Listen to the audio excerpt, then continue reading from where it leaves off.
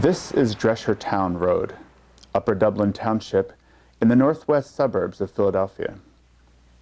The Dresher family moved here from Silesia in eastern Germany in the early 1700s. The Dreschers were Schwenkfelders, a group that came to Pennsylvania for religious freedom.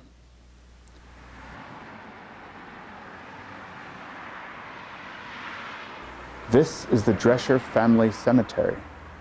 George Dresher fought in the Revolutionary War and ran a prosperous mill. Dresher was buried here in 1822. About 20 members of his family are also buried here.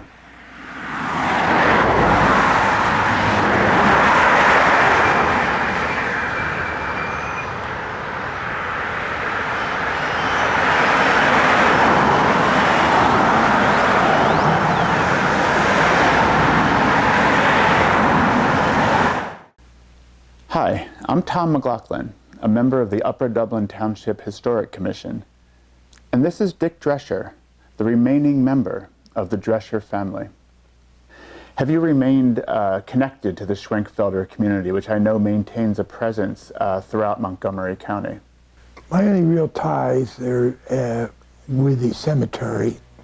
I buried my father there in the mid-'80s. And I first called the Schwenkfelder Church to get permission to bury him there. And in return, I said I would cut the lawn for the cemetery. So I did that for 34 years, cut the grass maybe 4 to 6 times a year. Since then, I've been paying someone else to do it just for the last two years. I'm also in direct contact with a representative of the Schwenkfelder Church now, having to do with the upcoming move of the cemetery. In a 1989 article for the Montco edition of The Intelligencer, you were quoted as saying you're worried about the expansion of Dreshertown Road and the fate that would befall your family's cemetery.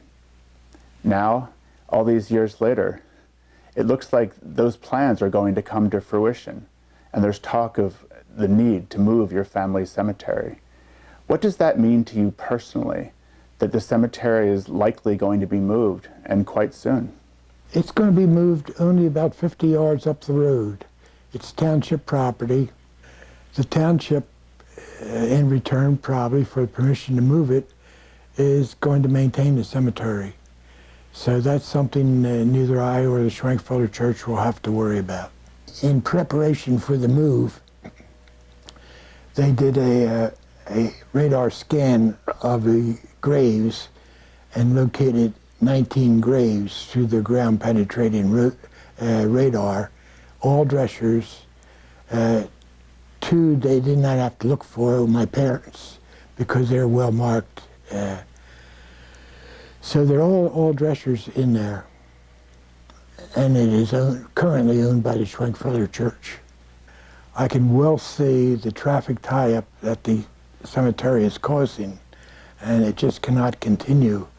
So we're in support of the move, and the township, with the engineering company, the state, everybody's involved. And from what we gather, we've had many meetings with them, and they're going to do a beautiful job. Our opinion comes first, and they're doing everything we'd like them to do. So we were very pleased with the progress. There will be parking spaces for 2 cars, and the gate will be facing Dreshertown Road. There'll be a sign and maybe a little history of the cemetery there, and people will be welcome to come and look around. It should start very soon. We're going to have a meeting with the archaeologist, the engineer, the township, PennDOT, Delaware Valley Regional Planning Commission. We'll be having a meeting this month. I don't know the date yet, and probably set up the actual timeline. I'm expecting work to commence relatively shortly. So how readable are the tombstones? When I first started maintaining the cemetery, the tombstones were somewhat readable. Readable in that they would give initials like AD, 1867 or FD 1850, but now they're all worn off. I have a record of what they did say, but I can't identify them. And the kind of the misleading thing about looking at the cemetery, it looked like there's far more than 21 graves in there, because there's headstones and footstones, which is something I learned in the last few years. So there's a lot of stones in there, but they do not all contain separate graves. Pretty solid stone wall that will have to be removed. And then there has to be an archaeological dig in there. As I told them, I said, I don't want you using a backhoe. I want you to use shovels, which is what they'll be doing. And as I gather, they're going to have to sift the bones, sift the dirt. And I called the head of the cemetery commission in Harrisburg and said, the first grave was 1804. Do you think they're going to find anything?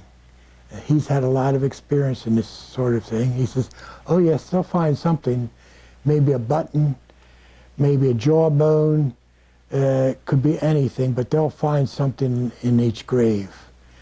At the same time, the township engineering firm has asked me, what do you want to do with the artifacts that are found? Do you want them? I said, not necessarily. I said, but what I'm going to suggest is that they build a display case in the Upper Dublin Library and showcase the artifacts that are found in the cemetery. I think they would have a wide interest.